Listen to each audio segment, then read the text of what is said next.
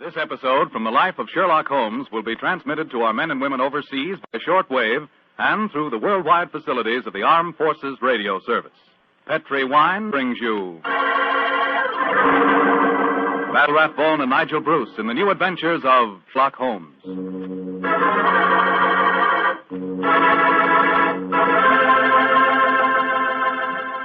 The Petri family, the family that took time to bring you good wine, invites you to listen to Dr. Watson tell us about an exciting adventure he shared with his old friend, that master detective Sherlock Holmes. And so while you're getting comfortable, I'd like to tell you about an old American custom. The custom of serving a glass of sherry wine before dinner. Petri, California sherry.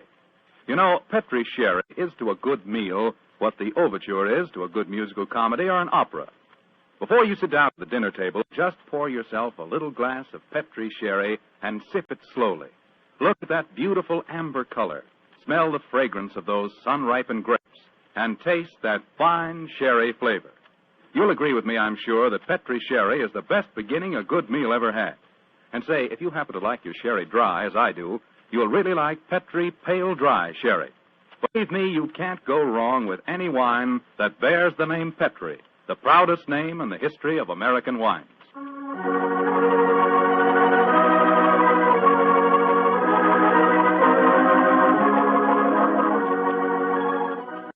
And now let's drop in on the good Dr. Watson, who's waiting for us in his California ranch house. Good evening, Doctor. Good evening, Mr. Foreman. Come in and make yourself at home. Thank you, Doctor. Sitting here with the lights off, I see. Have you been getting yourself in the mood for tonight's Sherlock Holmes story? No, my boy, I was watching the sunset. It's quite a beautiful tonight. Aye, Doctor, the sun set over an hour ago. Yes, I know that, young fellow, my lad. I know that. At my age, a fellow's entitled to take a little snooze after dinner, isn't he? Of course he is, Doctor. And now that we've settled that, how about tonight's story? Well, a very beautiful girl figured prominently in this adventure, Mr. Foreman. Her name was Jasmine Lafleur. Huh? You say that again, Doctor, please? I know, my boy, but that was her stage name. When she was a magician's assistant, unfortunately, I never had the opportunity of seeing Jasmine Lafleur in the theater. But I'm told that she was a fascinating figure in tights and spangles. When Holmes and I first met her, however, she was dressed a little more conventionally. And her name was then Diana Vennering. Lady Vennering. Lady Vennering? Say, those tights and spangles really paid off, didn't they? Well, how did you and Sherlock Holmes come to meet up with her, Doctor? In rather spectacular style, Mr. Foreman. Miss Lafleur became something of a femme fatale in the early 1900s. First of all, she married Signor Rossoni, the magician for whom she was working. On the wedding night, he was mysteriously stabbed to death. A few months later, Madame Rossoni, very fetching in her widow's weeds, I'm sure, met Sir Wilfrid Vennering. And, after a whirlwind courtship, she married him. Don't tell me he got murdered, too. He did, Mr. Foreman. Also on the night of the wedding. But this time the police found a suspect. It was a certain Major Beckworth, cousin of the dead man, and an ardent suitor of the fair Diana. The trial at the Old Bailey was one of the most sensational I ever remember. Sherlock Holmes and I, in court on the closing day as a jury, were still considering their verdict. Holmes, the jury's been out over 8 hours. I bet you they can't agree on a verdict and there'll be a new trial. I think not, old chap. Look, here they come now. You know, there's a strong moral probability of guilt, but I'm sure they'll agree that there's insufficient evidence to convict. Oh, perhaps you're right. Just look at Lady Vennering down there ahead of us. What a stunning woman. Yes, and a woman of great poise and courage. Here it comes. Gentlemen of the jury, have you arrived at a verdict? We have, my lord. How say you? Do you find the defendant guilty or not guilty? Not guilty. Exactly. Come on, Watson. Let's get a breath of fresh Well, air. I was wondering perhaps if we shouldn't go over and congratulate Lady Vennering. On what? The fact that our husband's murderer has not been found? Oh, I suppose you're right. You ever read the Book of Tobit, Watson? Tobit? I don't think so. When was it published? Well, a little before our time, old chap. It's an Old Testament story.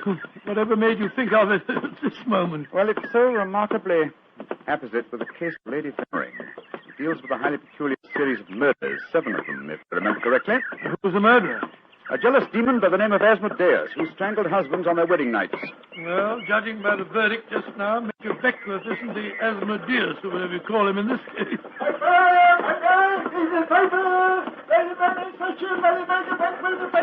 Here you are, boy. Here, give me a paper. Thank you, Governor. Thank you. The paper! Well, Holmes, what does it say? Oh. Wait a minute. Here we are. Listen to this. Lady Veneering, widow of the murdered man, says that she will marry the suspect. Lady Veneering told newspaper reporters this afternoon that if Major Beckworth is acquitted, she will marry him before the year is out. Oh, upon my soul, Holmes, there's a positive sparkle in your eyes. You read about her. I must admit the lady fascinates me, old chap. I hope before she becomes involved in any further tragedies that we may have the opportunity of meeting her. And something tells me that we will.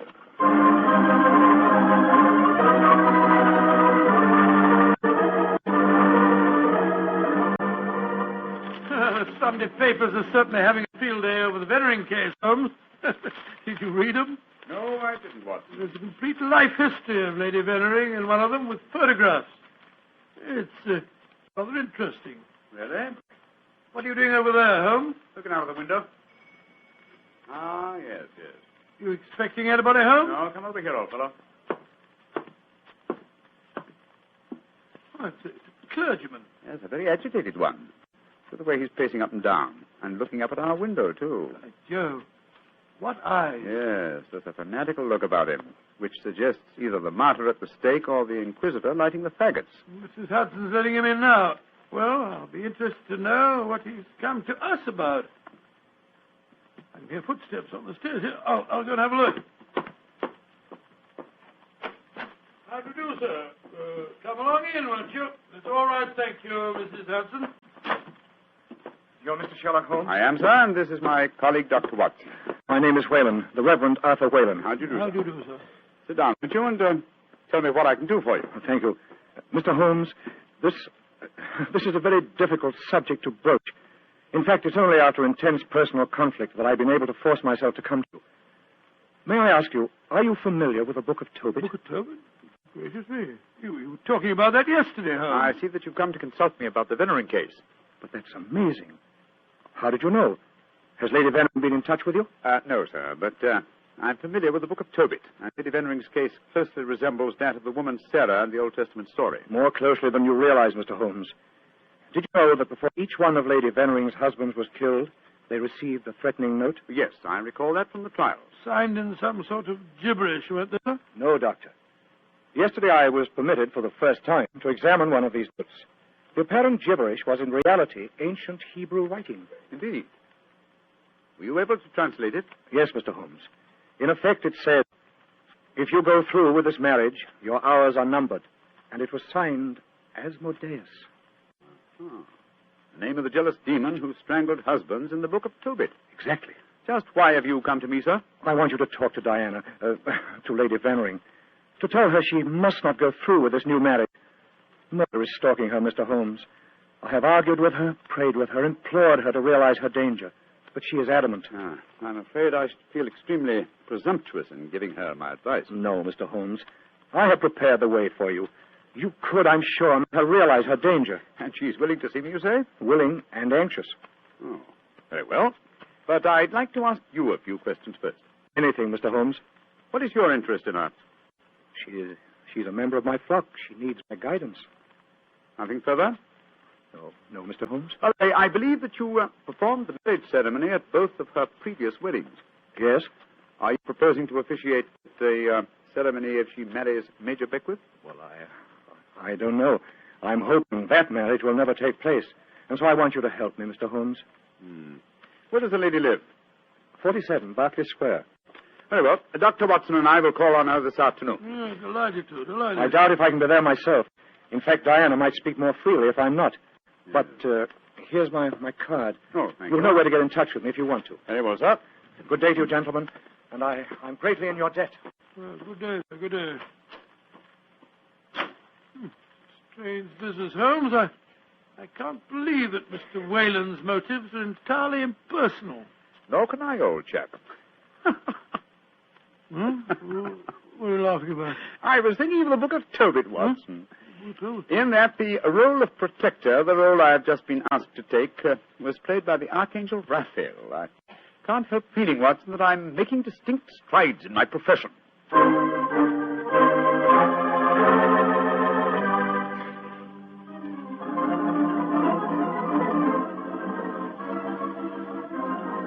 Mr. Sherlock Holmes. I'm so glad to meet you. How do you do, Lady Vennering? May I introduce my old friend, Dr. Watson? How are you, Dr. Watson? I'm awfully glad to meet you, Lady Vennering. Let's sit down, shall we? You're just in time for tea. Thank you. You know why we're here, of course. Oh, naturally. Mr. Whalen came round here as soon as he'd left you. You're to persuade me to look after my mortal affairs, while he takes care of my immortal ones. Isn't that it? Well, that's charmingly put, Lady Vennering. Charming. May I say, Mr. Holmes, that I'm flattered that a man of your eminence should be sufficiently interested to bother about me. You underestimate your own importance, Lady Vennering. Though I may mention that if your problem had been as simple as Mr. Whalen made it out to be, I might have been otherwise engaged. For being very frank and a little mysterious. Are you suggesting that Mr. Whalen didn't tell you everything? I am. And I hope you will be more candid with me. Sherlock Holmes, I like you. You're most refreshing. Milk and sugar in your tea? Just milk, thank you. Here you are. How about you, Dr. Watson? Oh, just the same way, please. Hey, thank you, my dear. And now, Mr. Holmes, perhaps you'll tell me why you think that you haven't been told everything. Before I answer that, Lady Vennering, I wonder if I might ask you some questions. But of course. Anything. When your first husband, Signor Rossoni, was killed, did the police find any suspects? Yes, one. Ferdinand Gautier, a young man who had been an assistant in our Magician's Act. Stupid, poor-looking boy who thought he was in love with me. But of course, Inspector Lestrade had to release him. There was no evidence. Inspector Lestrade, well, you can bet that if he arrested him, the boy was innocent. A warning note was found among your husband's effects, wasn't it? Yes, and it was signed in Hebrew with the name Asmodeus. But perhaps you're not familiar with the Book of Tobit. Oh, yes, sir, I am. I'm familiar with it, Lady Vennering. How did you know then that the Hebrew letters signified that name?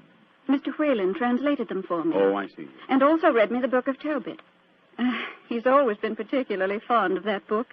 Perhaps because it illustrates his own ideas on the dangers of marriage. But Holmes told us that he hadn't seen one of the warning notes until yesterday. Precisely. Lady Vennering, I read in the papers that you intend to marry Major Beckwith, the man who has just been tried for your late husband's murder.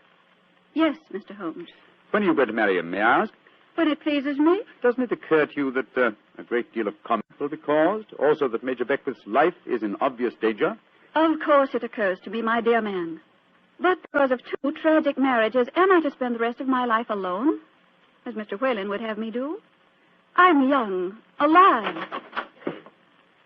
Peter, what are you doing here? I just arrived back in England today, Diana. What's this I read about you marrying Beckwith? Peter, I have guests. Mr. Sherlock Holmes and Dr. Watson. This is Peter McComas, one of our most promising young painters. Diana, tell me it isn't true. When I left England, you loved me, and I you. I come back, and what do I find?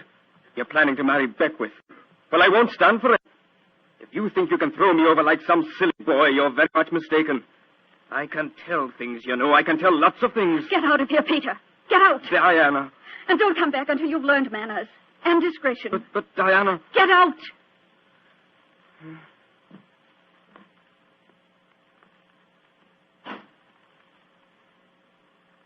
I'm sorry, gentlemen. Were there any more questions you wanted to ask me, Mr. Holmes? One, Lady Vennering. Where is your fiancé, Major Beckwith? He's upstairs. I'm letting him stay here until the scandal of the trial has died down. I must see him at once. At once? Why, Holmes? He's in no danger until the marriage takes place? The marriage has taken place, Watson, unless I'm very much mistaken. What makes you think so, Mr. Holmes? You're much too discreet and intelligent, Lady Vennering, to let him stay here in your house unless you were already married. We were married this morning. But we planned to keep the fact a secret for a few months until the scandal had died down.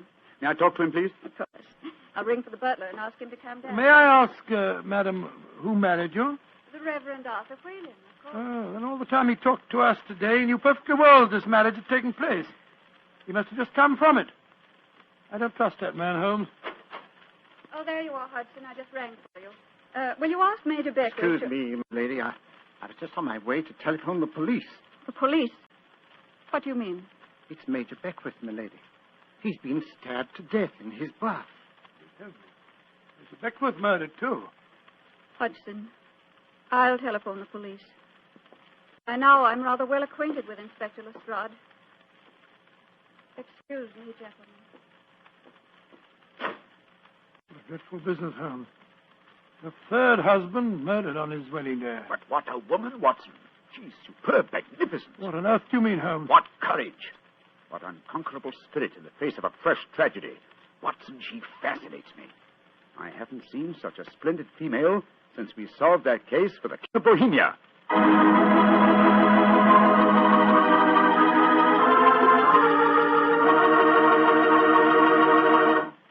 Dr. Watson's story will continue in just a few seconds. Time enough to remind you that the easiest way to make good food taste better is to serve that good food with a swell Petri wine.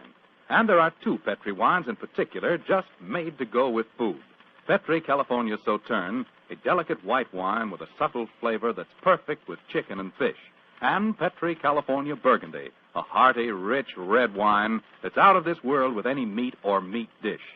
So if you want to know just how good a cook you are, serve your good food with Petri wine made to go with it. A Petri Burgundy or a Petri Sauterne. Two swell Petri mealtime wines.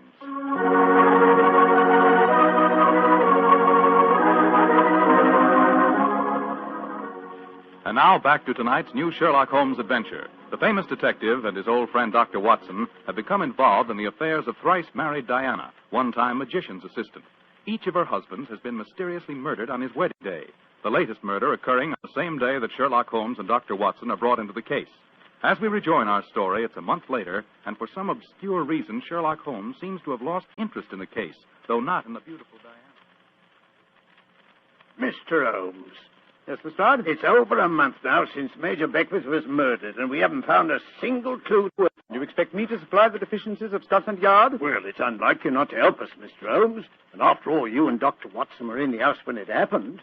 If you ask me, the murderer's either McComas, that Irish painter, or the clergyman Whalen. What do you think, sir? As far as I'm concerned, the case is closed, Lestrade, and I wish you'd stop bothering me. What do you think I am? Nothing but a detecting machine? Mr. Holmes, whatever's come over you? Holmes, you're not going out again this evening, are you? I'm afraid so, old chap. Well, this will be the fourth night in a row. I was hoping that we might have a nice, quiet evening in front of the fire. Oh, I'm sorry, Watson, but I promised to take Diana to the horse show at Olympia. I should be home by midnight.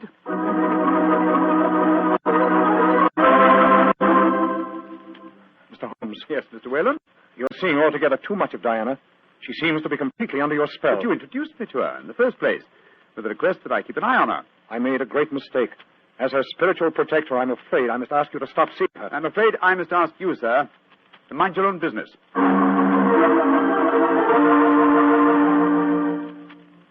I say, Holmes, have you seen in the paper that violinist, Isaiah, is playing at the Albert Hall tonight? No, I haven't looked at the paper today. Oh, I thought perhaps that we might go along and see Oh, I'm him afraid together. I can't, old chap. No, I'm taking Diana to the French Maid at Delius Theatre. I hear it's a charming musical comedy.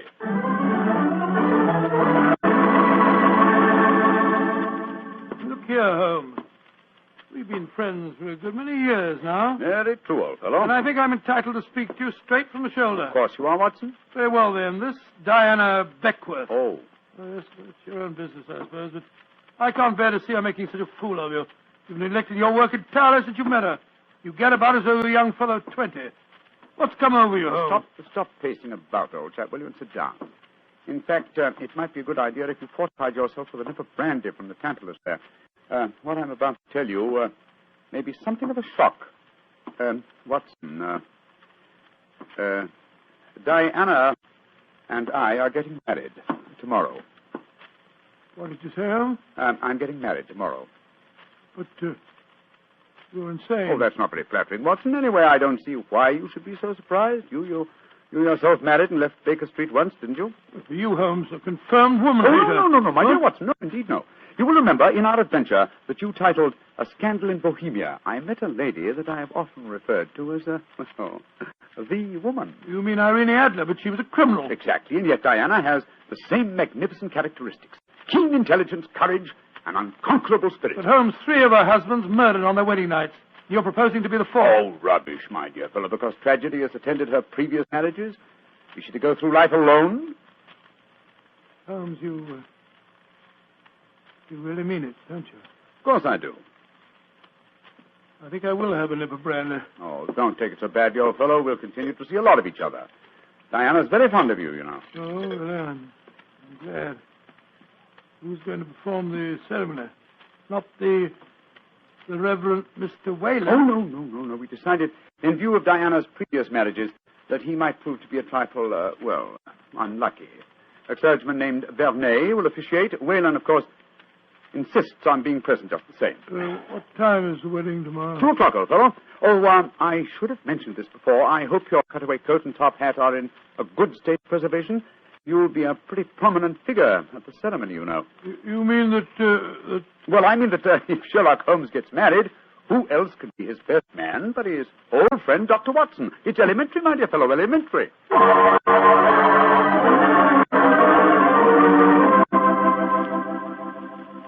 I now pronounce you man and wife, and those whom God hath joined together, let no man put asunder.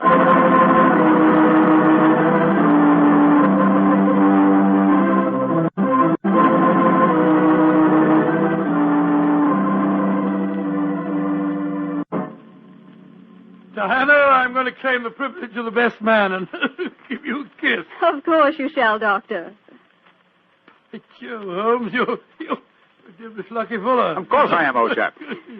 Sherlock, I'm going upstairs to change my dress now. Very well, Diana. I'll be up shortly. I'll see you later, Dr. Watson. Very well, Mrs. Holmes.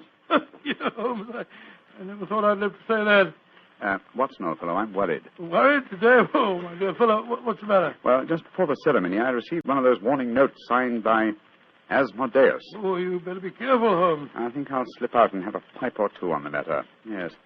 Look after my guests for me, will you? And keep your eyes open. And your ears. Yes, I will indeed.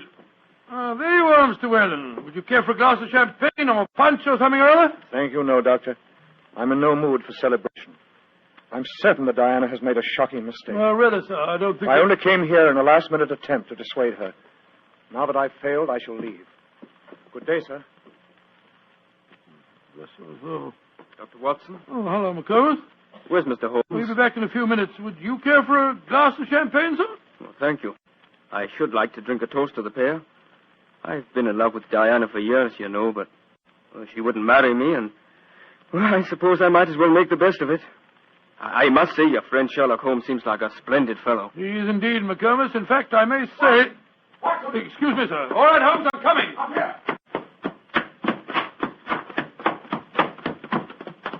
What on earth's the matter, Holmes? Follow me. Lock the door behind you. Allow me to introduce you to the demon Asmodeus, Watson. Unfortunately, at the moment, she's in a faint. Good Lord. It's Diana. Exactly. Always an impetuous woman, she made the mistake of trying to stab me with that knife. So I bent over to strap up a suitcase. She didn't allow for the wall mirror in which I was watching her. You mean you suspected her all along? Of course I did, old fellow. The problem was to find the proof. I first suspected her when I knew that she had been a magician's assistant.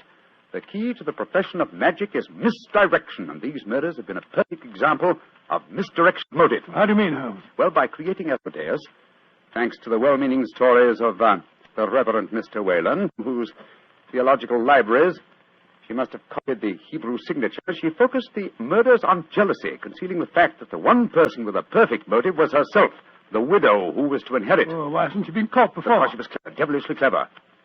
She left no clues except an indirect one that I had once spotted, that the likeliest person to be able to approach a bridegroom unsuspected and stab him is his bride.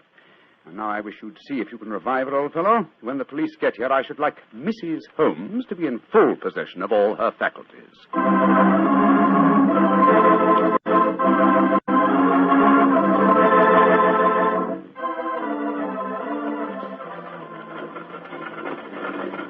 Well, Holmes, I must say I never expected to be driving back with you to Baker Street on your wedding day. I can't tell you how happy I feel. Dear old Watson, you really thought that I deserted you, didn't you? Well, naturally, I wish you'd told me the truth. Well, I couldn't tell anyone, not even you.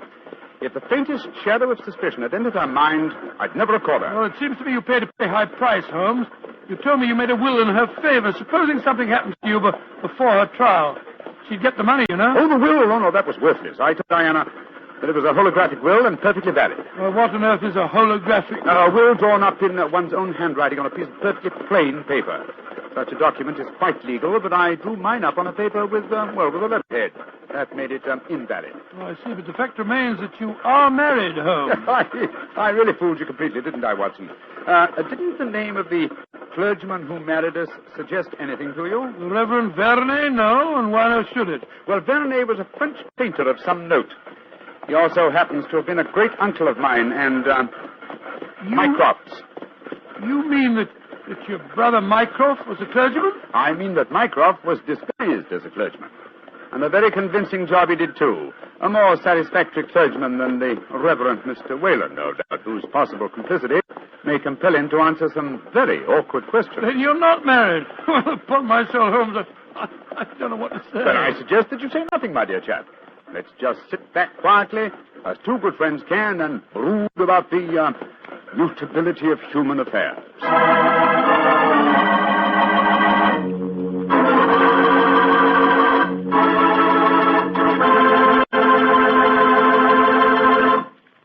Well, Doctor, tonight's adventure was really a little extraordinary, to say the least. Holmes sure had a narrow escape. Doubly narrow, Mr. Foreman, doubly narrow. He not only escaped the jaws of death, but he also escaped the clutches of matrimony.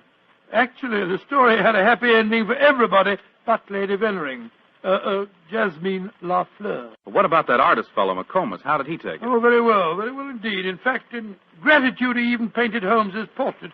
Not exactly a good likeness, though. One of those modern artists who paints as impressions of a person rather than a portrait. What do you mean? Well, now, let me see. If he were to paint his impression of you, you'd probably end up by looking like a bottle of Petri wine in a sports jacket. Go ahead, Doctor. You can tease me all you want to, but I'll still rave about Petri wine. And why not?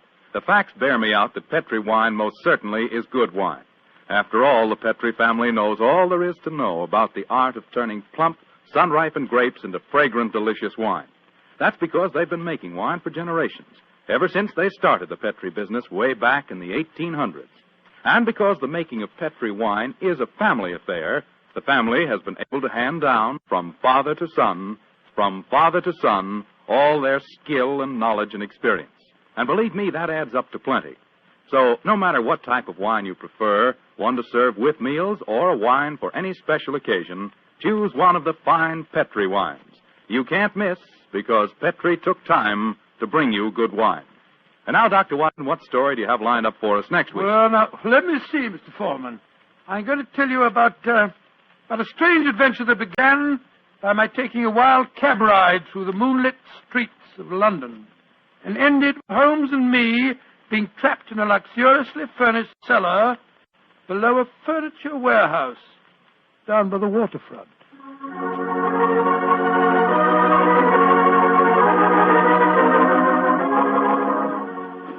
Tonight's Sherlock Holmes adventure is written by Dennis Green and Anthony Boucher and is based on an incident in the Sir Arthur Conan Doyle story, The Adventure of Shoscombe Old Place. Mr. Rathbone appears through the courtesy of Metro-Goldwyn-Mayer and Mr. Bruce through the courtesy of Universal Pictures, where they are now starring in the Sherlock Holmes series. The Petri Wine Company of San Francisco, California, invites you to tune in again next week, same time, same station. Oh, the Petri family took the time to bring you such good wine. So when you eat and when you cook, remember Petri wine. To make good food taste better, remember... Petri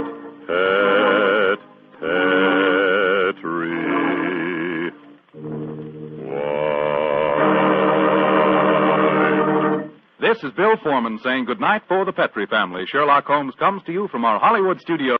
This is the Mutual Broadcasting System.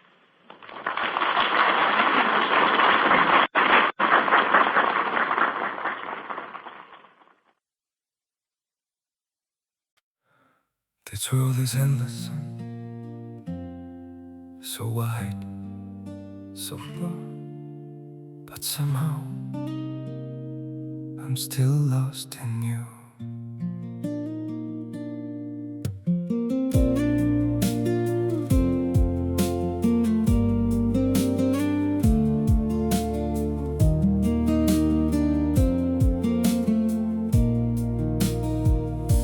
streets are full of moving shadows, countless places I could go. City shining, people passing, yet I still feel so alone. Every road keeps leading nowhere, every sky feels cold and blue. In this world so vast and open, I'm still lost in missing you. The world is wide, so wide before me,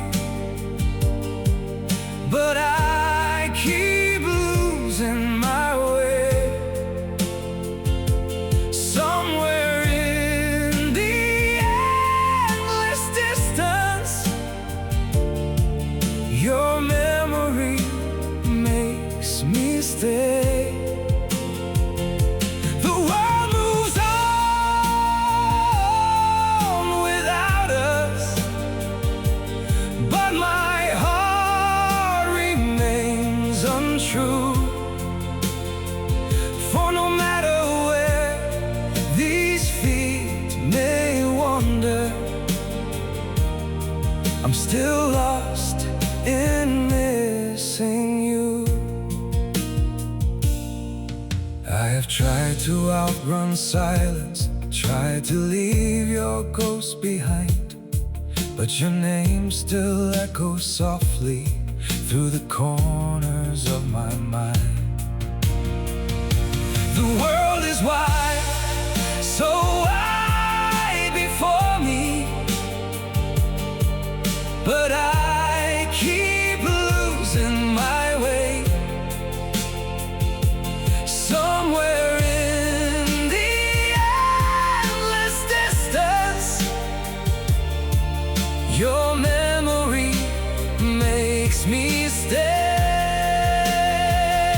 The world moves on without us, but my heart remains untrue. For no matter where these feet may wander, I'm still lost in missing you. Maybe someday I'll stop searching for your face in every crowd, but until that day, this broken heart will keep calling your name out. The world is wide, so wide before me, but I keep losing my way. Somewhere in the endless distance, your memory makes me stay. The world moves on